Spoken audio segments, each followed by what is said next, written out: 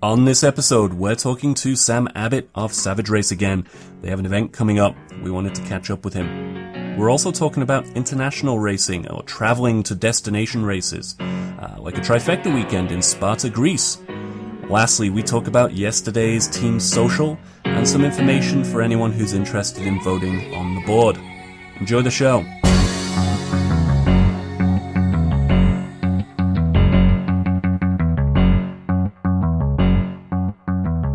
If this is your first time listening to the show, thanks for checking us out. We record roughly weekly, and you get to listen to myself, Paul Jones, Sandy Ree, and Josh Chase chat about the obstacle course racing scene.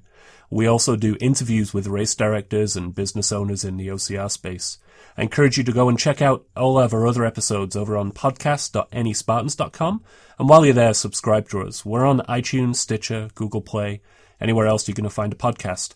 You can also find us over on Facebook as the Any Spartan Show, and we really encourage you to leave questions in the comments that we answer every episode. Now let's get on with the show.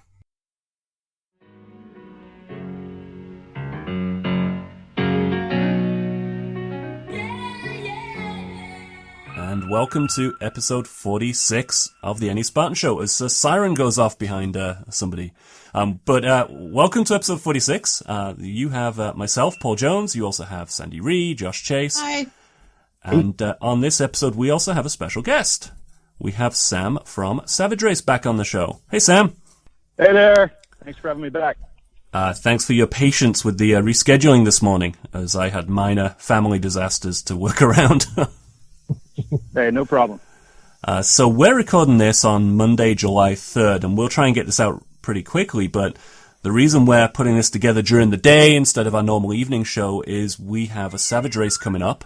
And I know you, Sam, you were up here last week, was it, for the week? Yes. At Carton Stevens Farm, building and digging and setting up for the event.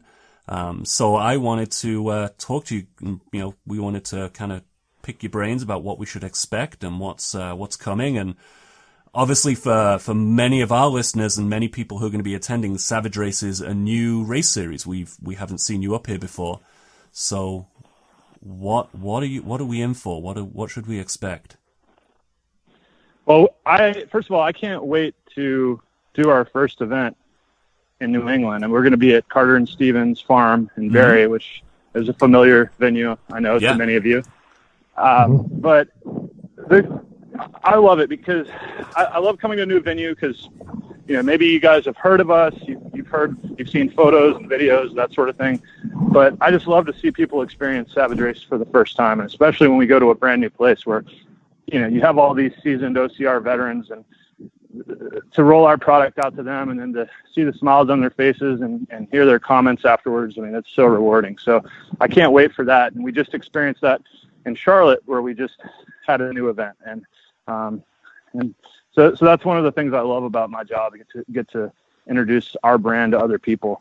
But yeah, so Savage Race is coming. We're setting up our obstacles right now. We're building, I was just right before we got on the call, I was reviewing photos of the new Colossus construction, which Colossus is our, if you're unfamiliar, is our sort of our biggest and baddest trademark obstacle. It's a 16-foot quarter pipe, and then you climb a ladder up to, I think, about 25 or 30 feet, and there's a slide down to a pond below. And so we have that everywhere we go. So the guys are out there building that right now, along with all of our other obstacles. We'll have somewhere between 25 and 30 really great obstacles. And so, like you mentioned on the lead-in, I was out there last week sort of overseeing the excavation process because, you know, some of our obstacles have big water pits. So we're out there digging those, pumping them full of water, getting things going. I'm back in Florida now, but we have our whole setup and construction crews there rocking and rolling, getting things ready. I mean, they're working straight through 4th of July for you guys. And oh, wow. We're just... You don't even give them a day off. No, they got some. Well, they got some time off this weekend, and I think they're going to be grilling up some steaks and that sort of thing tomorrow. But we're really amped up for it. I'm super excited, and the whole team is. So So what kind of distance are you squeezing out of the farm for this for the event? You're getting the full. Oh gosh. So our courses are always between 5 and 7 miles, and off the top of my head, I don't know the exact distance, and it always kind of changes a little bit leading up to race day. But my best guess on this course, I think we're probably between 6 and 7. Okay. Cool. 6 and 7 miles. Yeah. That's a good distance. Yeah. Sam, can you tell us a little bit about the different? Because again, it's your first time up in New England. Can you tell us a little bit of about the different types of races that you have? I know you have a competitive wave. The open wave. You have the Savage Syndicate. Can you talk a little bit about the different race options that folks have when they come up? Yeah, totally. So the first wave of the day is 9 o'clock in the morning, and that is Savage Pro, and that's I think it probably costs $20 more or something than the open waves. That gets you a dedicated first morning heat. You're going to be running with all the people going for the prize money. We do first, second, third place overall gets $1,000, $500, and $250 for men and women. And we have age group awards for that too, which the age group awards, have really cool medals that you can get. You can go to our website and get all the information on the age brackets and that sort of thing. So that's the 9 o'clock in the morning. At 9:20 and every 20 minutes thereafter, those are the open waves. So that's probably 95% of the race is, people just signing up for the open waves, and those begin at 9:20. We have a junior race as well at 11. I think it's 11 a.m. and 1 p.m., but check on our website and make sure. But we usually do two races for the kids every day, and that comes with a T-shirt and a medal as well. And you asked about Syndicate. So Syndicate is a really cool, exciting program that we rolled out last year, and people are loving it. The way that works is we wanted to have a program that awarded and recognized athletes who ran more than one race in a year. And so if you run more than one race in a calendar year, meaning January 1st to December 31st, and you can even complete this at one venue. So like if you came to the Barrie race and ran twice, you could qualify for this. And what you get is a different special medal. So it's an enormous spinning medal, and you get state pens. So if you ran, let's say you ran Ohio earlier in the year, and you came out and you ran in Barrie, you would earn Syndicate at that point. You'd get the medal in addition to the regular finisher medal. You'd get the big spinner medal, Syndicate medal, and then we'd give you the Ohio and Massachusetts pens.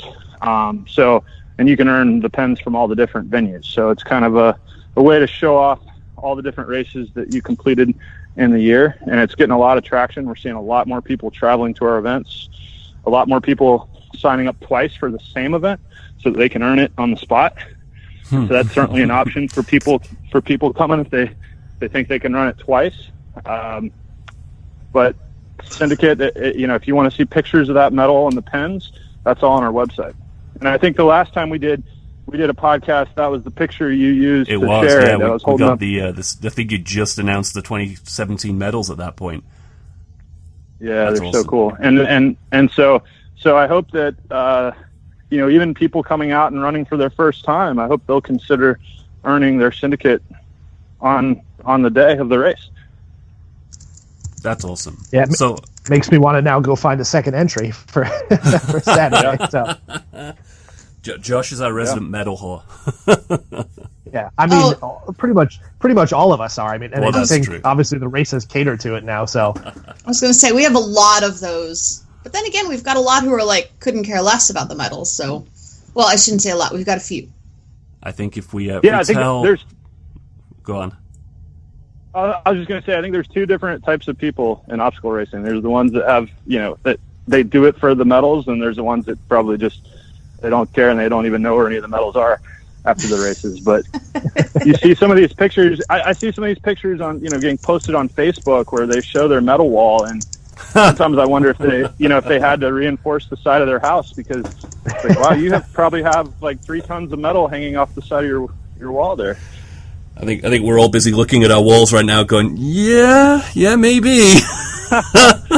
I just have this year's up. I finally put previous year's up, and it took 2 huge jam-packed boxes to fit them all. Yeah, you might want to get a structural engineer to look at that. You know, my last apartment was horsehair plaster walls, and after I took the metals down when I moved, the whole wall was bowing out. So it was probably a good thing that I moved at the time that I did.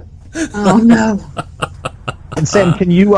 So you talked about 20 to 25 obstacles besides Colossus, which I think we've all seen. What are some of the other obstacles that people are going to see, and maybe some of the ones that kind of set Savage Race aside from the other players out there?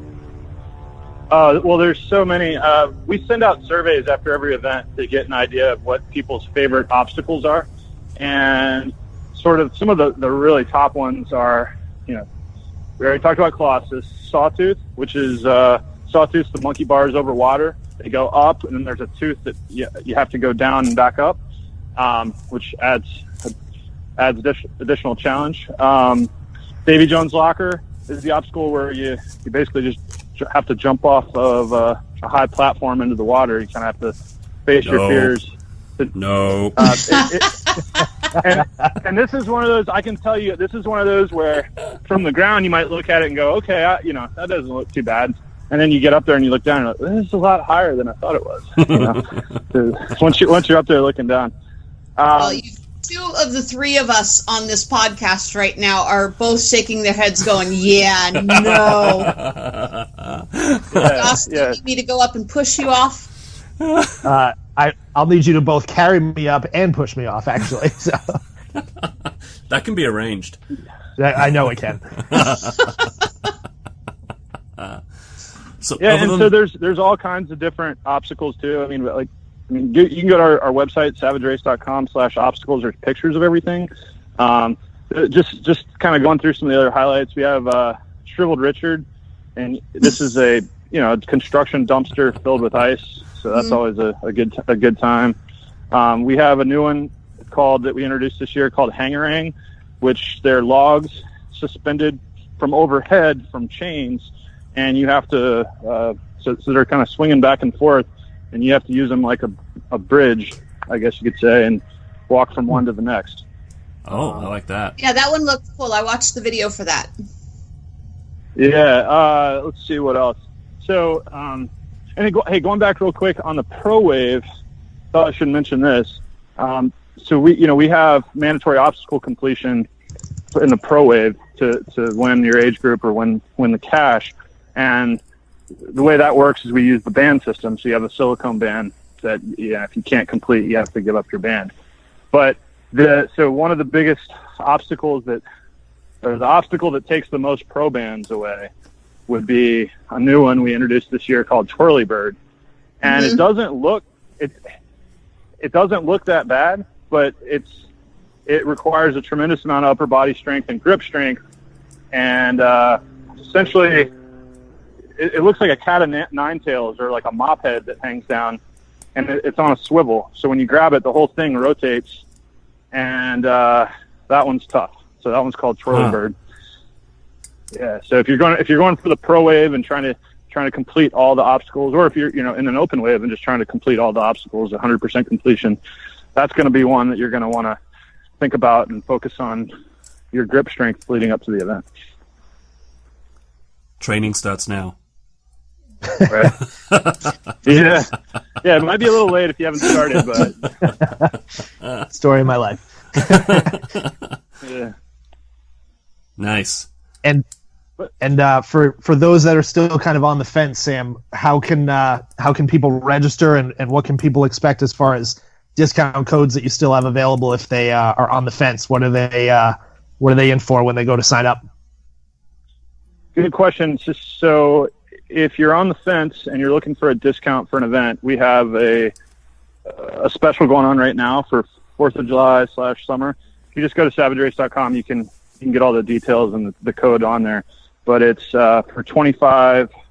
It's 25% off right now, which is a great deal. We don't normally discount it that much.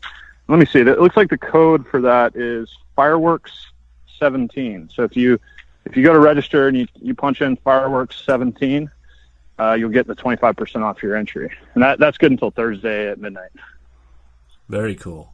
Cool. Now, Sam, was this your first trip up to New England when you were here last week? For obviously for Savage, but I know that when we talked last, I was saying, "Oh, hey, it's going to be hot in July," and you kind of laughed at me because this is nice and cool for you. Oh, well, that's hilarious. Yeah. I mean, so the question, well, the first question you asked is the first time I've been up. No, I love coming up to that area. My wife has family there. We try to get up as much as possible because I got to come up there and get my seafood fix. You guys have certain seafood that we don't get down here, so I have to go up there for the clams and the lobster and stuff.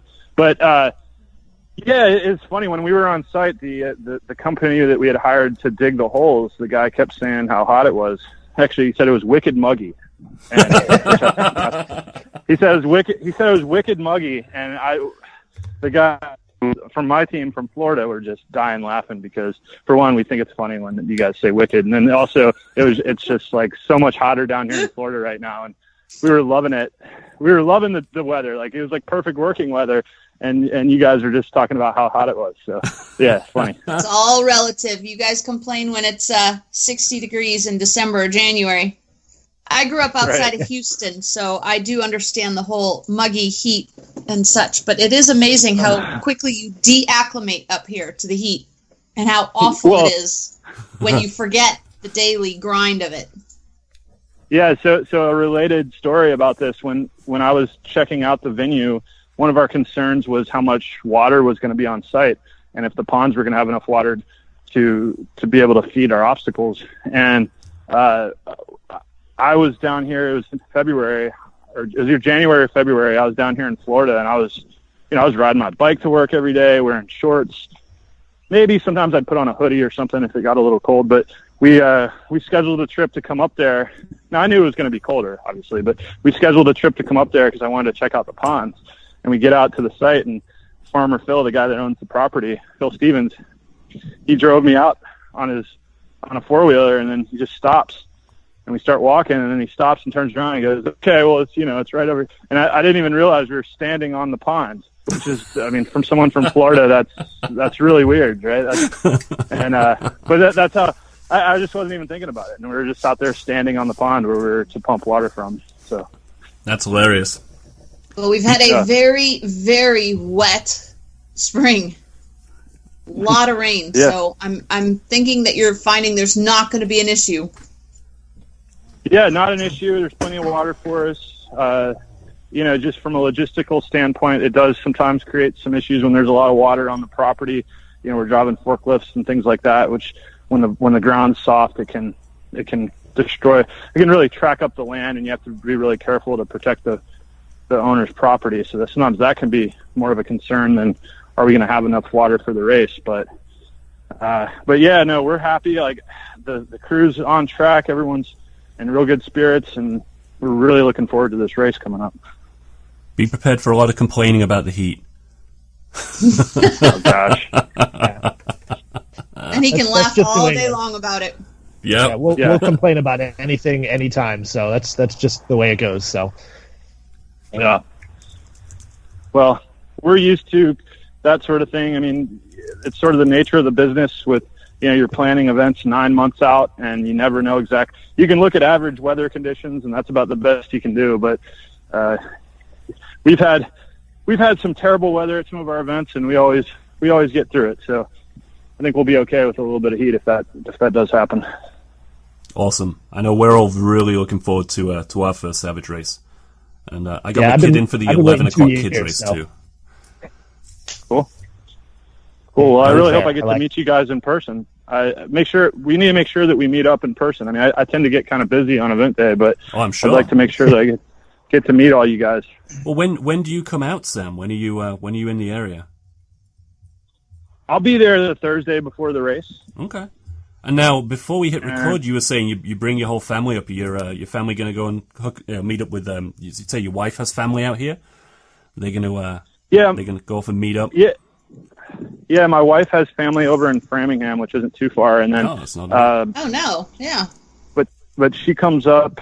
She usually is working in the registration tent at the events and like the information area. So a lot of times if you have, a question about something or need to get transferred, she'll be the person working there. And if she has family in town, you've just scored yourself a bunch of volunteers. Yeah, exactly. And then so my mom comes up and works. A lot of times she's helping out in the beer tent or passing out maps or doing whatever kind of thing we need. And then my partner Lloyd, his family gets really involved. His dad is one of the guys that's out there working, one of the race ops field crew guys, and his mom helps us too. And we have a lot of the family members and people that have been around from the beginning, like when we started in 2011, or originally they started out as just helping us out, and now everyone did everything, kind of become part, right? And now they're like kind of part of the core crew, and we couldn't do it without them. So that's awesome. Sounds like that's a big part of how you run your organization, is with family and such. I know you were mentioning right before we came on that was part of what distinguishes you from a lot of the other big corporations, because yes, you're national, but you also tend to have a very local focus. So do you want to talk a little bit about that? Yeah. So we run our business like it's a small business, really. And a lot of times people are surprised when they kind of find out a little bit more. They think we're this big corporation because we do events all over, but then they kind of find out how family oriented our company is, and the fact that my wife will be at the event, Lloyd's parents, my parents, and we're sort of like a small sports team, with our families are there too. We're not this big mega corporation, I guess. And so, and like we were chatting before the race, I mean, we're not a local race to your community, but we feel like out of all the series and sort of the bigger races, if we even fall into that category, that we're sort of the one that's the most local. While we may not be like a local New England race, we kind of feel like we are local because, like the founders of the company. Well, it's the family, but it's also, like some feedback we get from the venue owners. It's like I personally go to the venues and meet the owners, and they become personal friends of mine. And same goes for my partner. A lot of these companies, if they've worked with some of the other bigger races, they've never met, people at the top ranks of the company. And so there's something to be said for that, I think, because the access, the level of access that participants and venue owners and pretty much anyone involved has to the people in our company. I mean, like just another example, like you can reach any of us on Facebook. Like we're active in the Facebook groups. Our emails are pretty much well known. I mean, we post them in the Facebook groups. It's not a secret. And if you ever have a beef with Savage Race or have some sort of issue that you feel like needs to be addressed, it's not too hard to find, like me personally or anyone in the company. And I think that sort of embodies what the race local idea is to me. It's just sort of you have access to the people at the top of the company, instant feedback, that sort of thing. And so we have that, even though we produce races all over the country. We still want to kind of stay down to earth and be accessible at the participant level. I love it. So I'll tell you, I've been waiting 2 years for Savage Race to make its way up to New England, because you guys do a great job of promoting your product. You have great videos that show off the obstacles, which I think kudos to the videos. They're hilarious. Yes. Yep. And so I'm super excited to get out there, and I think I'm already going to register for a second lap because I need a big giant spinning net. So yeah, we'll do it before Thursday. You get the discount. Take advantage of that. Fireworks 17, right? Yep. If you are not registered, this is July 15th is the race. It is in Barry, Massachusetts. The discount code is Fireworks 17. You say that runs until Thursday. And what would be Thursday? July the 6th? Thursday? July the 6th, yeah. July the 6th. All right. Anything you want to pass on before we drop you, Sam, and we carry on talking about other stuff? Just that, again, I just want to say again, I can't wait to see everybody. Come say hi. I'll be there. And thanks so much again for having me on the show. I really appreciate what you guys are doing for the race community. It makes a big difference. Thank you for your time. Yes, thanks you Sam. very much. Thanks, Sam. All right. Bye, guys. Take care. All right. So, who wants to go to Greece to run a Spartan race? I'll go to Greece, but for the food, not for the Spartan race. So Josh and I were talking about this one the other day on Facebook. Spartan have been putting up a few international races, and if you look at the content they've been putting out recently, it's heavy focus on some of their international events, right? They just had an elite wave in France that they promoted heavily, but they also had a couple of big races they're hosting internationally. So they've talked about, is it an Ultra Beast in Iceland? Iceland. And then the most 24-hour event in Iceland. 24-hour event, that's right. Oh, and then 24 hours, recently, it was a trifecta in a weekend in Sparta, Greece, the place. But the catch with those two has been that you can only go if you buy it through their travel partner for that particular event. So, and that makes sense for them, right? They're kind of like the cruise model. They get you to buy it through their partner. They all take a cut of that, and they put on an event. Now, I have no interest in going to Greece for a Spartan like Sandy. I'll go for the food and the beaches and the culture and the people, but not to run around in the Greek sun. But Josh, you were all for it, right? I mean, how can you not be excited about wanting to run a Spartan race in Sparta? I mean, it's Wait, is that a trick question? It's like the pilgrimage to Mecca, but for obstacle course racing. So, I mean, it would be amazing. Yes, I would love to go to Greece for the scenery and the waters and the food. Although I don't like olives, so I think once I get off the plane there, they might put me back on the plane because I don't like olives. That's the test. But if I had the opportunity to handle my own airfare, handle my own accommodations, and go race there, I absolutely would. I would in a heartbeat, and I've already looked at flights. But this same thing with the Iceland conversation, this requirement to book through their travel agency and their booking agency, I think pigeonholes a lot of people. Obviously, people are looking to find the cheapest, most affordable, most convenient way for them to travel, because a lot of people would fly in Friday night, race, and then fly out Sunday night or Monday morning. So I think that's obviously going to limit a lot of people, maybe not so much the Europeans and the people that are closer geographically. Right. But yeah, I mean, I would love to. If I can get a flight out there for $500, $600 and book my own accommodations, I would do it in a heartbeat. I think it's a great place to do it. And I was talking about this the other day with some other people. How cool would it be for them to bring back gladiators and you have to run through gladiators in Sparta?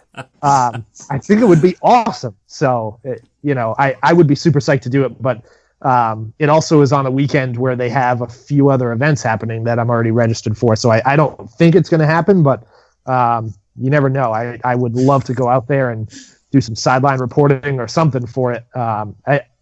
Like I said, it's the pilgrimage to Mecca for obstacle course racers. I think so if anyone really cool. from Spartan HQ wants to bring a media representative from the Any Spartan show out, Josh is volunteering.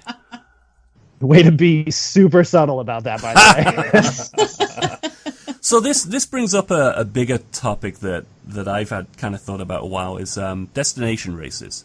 Races where you go from some extensive travel, whether that's a long car ride like OCR Worlds, and you have to get a hotel or accommodation of some kind and then do the race, right? So destination races, I think a lot of race organizers love the idea because you're a captive audience and they can, sell you all their partners' products, and they book a group hotel and they can mark it up a little bit and all this stuff goes on. But, I mean, a destination races, do they have a future? Because, like you said, people want to do it as cheap as they can because they want to do as many of them as they can. And that isn't compatible with big bucks for a big weekend. Yeah, and some people can't do it if it's that expensive. It's not that they're trying to save money for something else. It's the fact that they just don't have that money to spend. Yeah, and I think, if you're like myself and probably a good chunk of other people, you reserve and you save money for that one big destination event. I mean, Right. Heck, if you look at OCR Worlds, right, that's kind of our premier weekend. The destination, getting to the destination, I think, is part of the experience. And I think, obviously, sharing that destination with the other people around you is part of it. So it is kind of like a cruise, right? You fly to Florida or fly to San Diego or wherever to leave on this cruise ship. But you see a lot more people taking budget Carnival cruise lines and Princess cruise lines than you do taking, Disney cruise lines, obviously, because of that disparity in cost. So the destination race, I think, is great, but the premise is people are making their own destination races. Like I'm going down to the US World Championships, and if I had to book flights through that company and accommodations through that company, I probably wouldn't have been able to do it. But the fact that I can book my own flight and grab an Airbnb, is what makes that attractive to me. And then obviously the time with friends and sharing it with people from, throughout the country and whatnot. So people do make their own destination events, but this route that Spartan is going of, hey, we've got this great premier event, but oh yeah, here's the caveat. You've got to book everything through us. I get why they're doing it, and maybe if it's successful and it continues years down the road, then they open that up, and it becomes a little more accessible to people. At the same time, it does also limit the people that show up. So maybe they don't want 5,000 people showing up in Iceland for a 24-hour event. Maybe they only want 500. So, it might limit it to a certain audience. I mean, you've got to find the 500 people who are not only sitting on $3,000 worth of disposable cash, but also want to go and run around a Spartan race course for 24 hours. And there's a gamble in that one as well, because they won't release too much in the way of detail about that course.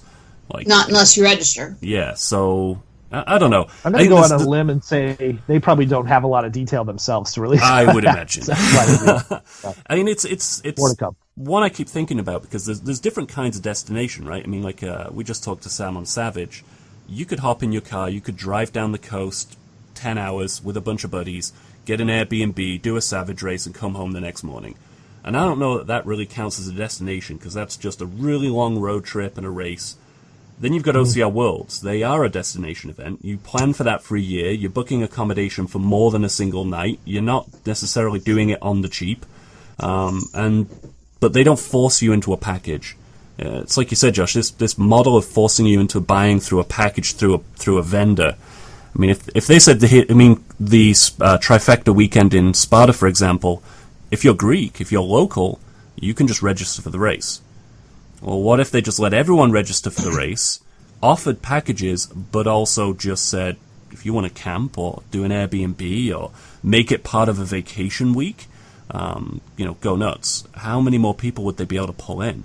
I mean, how many more people would suddenly have family vacations to Sparta, Greece, knowing they could just take 2 days away from their family vacation and go get a trifecta? And how cool would that be? Yeah, and the last thing I'll throw in is it makes me wonder, are they in it for the race, or are they in it to make profit off travel and accommodation? So,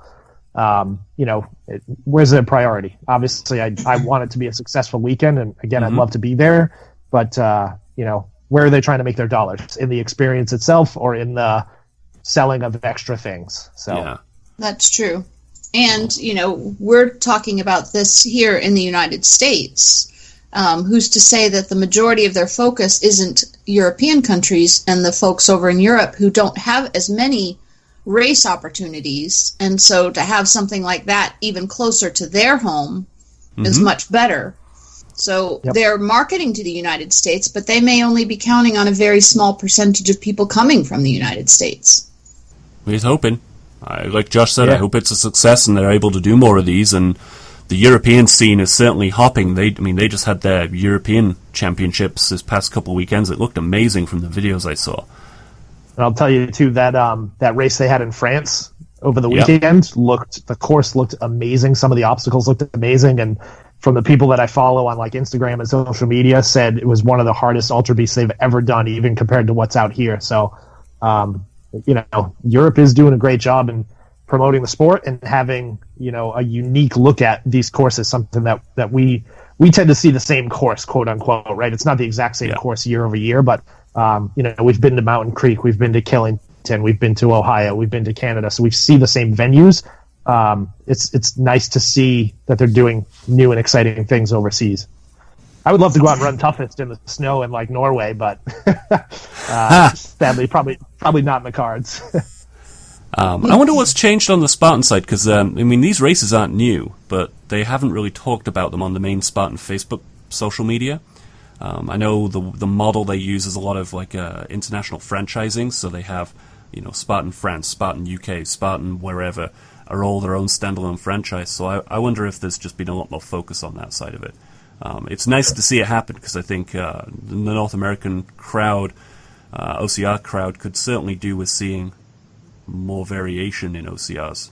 Europe's doing some killer stuff, and I don't think we got surprised when we saw Dragons back at OCR Worlds, but that kind of stuff happens all the time over in Europe. Mm-hmm.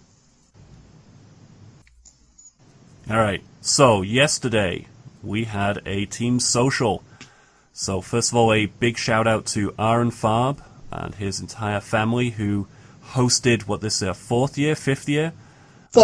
fifth year summer social at their house. They have an amazing pool, outdoor kitchen, hot tub, deck, and it was plenty of space for, at one point I think somebody said there was probably about 75 people there.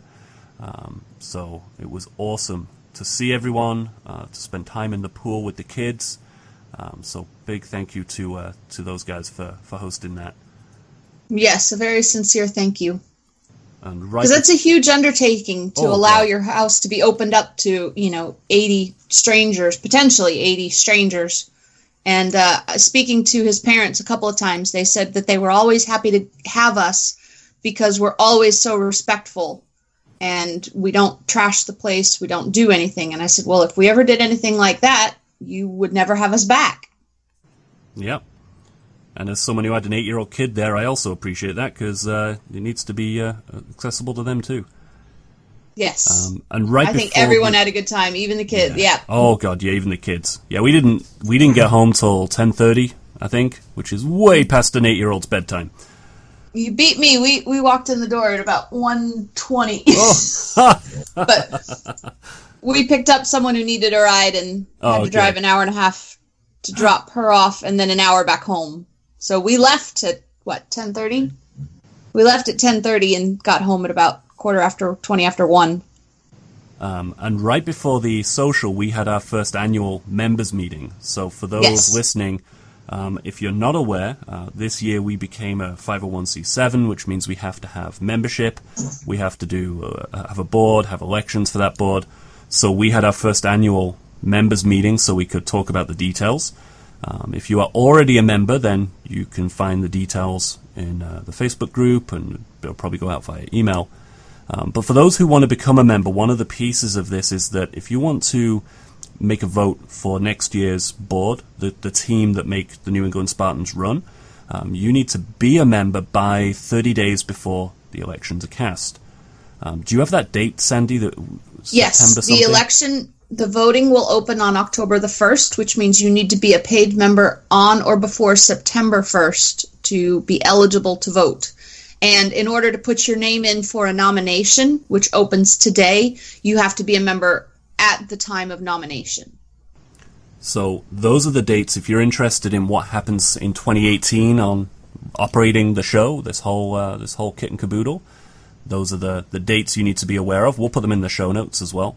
And we'll obviously email them out to everyone who's already a member. Yes. But once again, I can't thank Aaron and his family enough, because it's an awesome day out. It's an awesome time. And their house continues to get better and better every year. They have every year they build something new. There's something new every year, yes. Yep. So amazing time, and good to see obviously everybody in the group, and good to see all the awards that we had gathered up over the years. That was unexpected to see. A handful of the blocks and all of the biggest team announcements, and the Bone Frog paddle for biggest team. So really, really cool stuff to see there. Yeah, so if you weren't there, Sandy has over the last 4 or 5 years, Sandy's been hoarding a lot of the prizes and blocks that we have, and brought them all, put them on a table, and we distributed a lot of them out. Hoarding, storing, hoarding. Yeah, okay. Close enough. Well, a lot of those went home with various people. I have very, very few here remaining. I'm sitting here staring at tubs and tubs of team gear. I can't say anything bad about hoarding. It's but no, it was awesome to see them all in one place, and some of the stuff that we'd forgotten all about. The clock that Muckfest MS gave us a few years back for fundraising, for a fundraising prize, flags from Fred's events, the Bone Frog paddle, a bunch of the biggest team blocks. They were all handed out to people who were at those races, or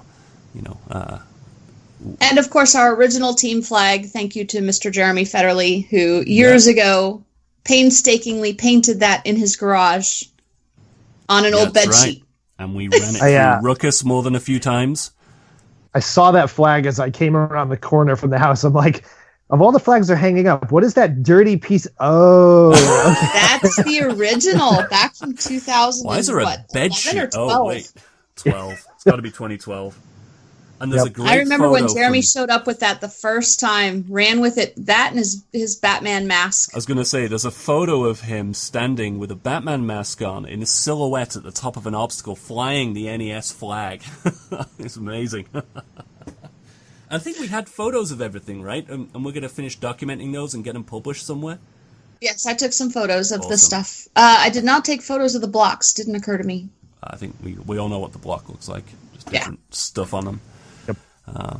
All right, well, I don't think I have anything else for this week. We'll keep this one short unless you have something you guys want to bring up. I'm all good. Just looking forward to Savage. And another weekend off. 2 weekends in a row. It's very strange. I'm going to publish this before July 4th, so if you're listening to this before July 4th, have a happy and safe July 4th. Yes. Yeah, go sign up for Savage Race. Use code Fireworks17 because it's the first time it's going to be here, so don't miss out, because if you're like me, you don't want to miss out on anything. And I'll see anybody in Palmerton this weekend. Bling. If anybody's going to Palmerton. Nope. I wasn't necessarily talking to you two because I knew where you stood, so whoever else, I'll look forward to seeing people on that amazing double sandbag carry. And if I don't speak to you two before, have a good July 4th. You as well. Thanks, everyone. Bye. Hey, thanks for listening. Every episode, we're trying to bring you the latest news, the latest interviews, the latest opinions on OCR, especially as it affects New England, the New England Spartans. We can't do that without your feedback. We need to hear from you guys. You can reach out to us really easily via Facebook. We have a Facebook page for the Any Spartan Show. We also have the Facebook page for Any Spartans, and sending us a message through either of those will get to the right people. But we need to hear from you. What's working, what's not working, what do you enjoy? Again, I thank you for listening. These shows are a lot of fun to put together. We have, obviously, resources all over the place for you. Go to our website, anyspartans.com. Hop in our Facebook group and join the community if you have not done so already. And once again, I thank you for spending some time with us.